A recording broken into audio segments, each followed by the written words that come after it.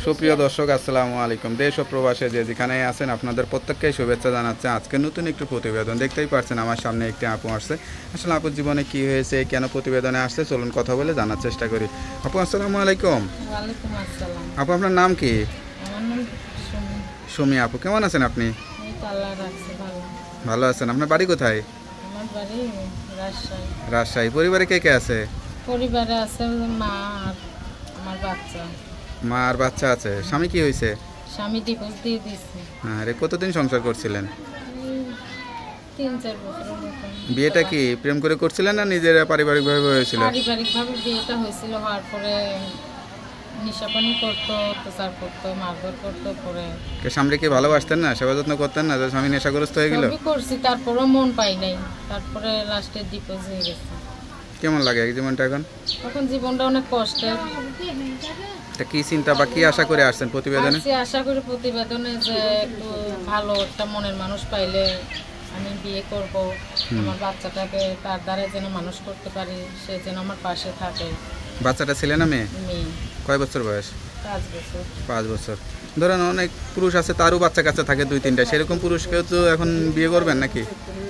তার বাচ্চা কাচ্চা লালন পালন করেন, আপনারটাও সে মাইনে নিলে এরকম? আমারটা সে মেনে নিলে, তারও যদি থাকে তারটা আমার মেনে নিতে হবে। আচ্ছা আচ্ছা।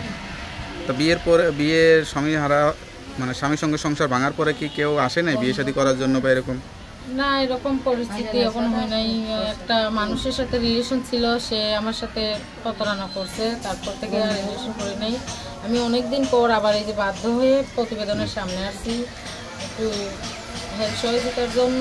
আবার মনে করেন যে ভালো একটা মনের মানুষের জন্য, যে আমার দায়িত্ব নেবে, পাশে থাকে, সেরকম ভালো মনের মানুষ পাইলে আমি বিয়ে করবো।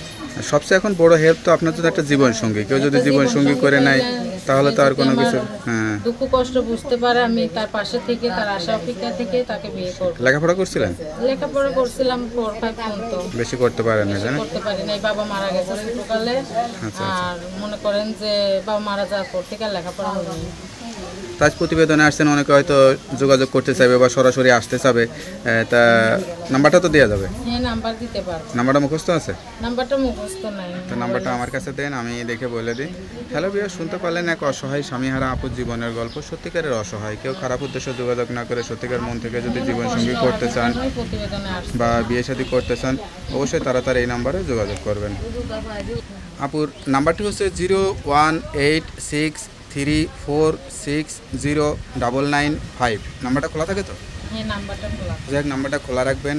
আর কেউ যদি যোগাযোগ করতে চায়, সত্য কথা বলবেন, সত্যতে জীবন সাজাবেন, অবশ্যই বাকি জীবন ভালো কাটবে বা ভালো থাকতে পারবেন।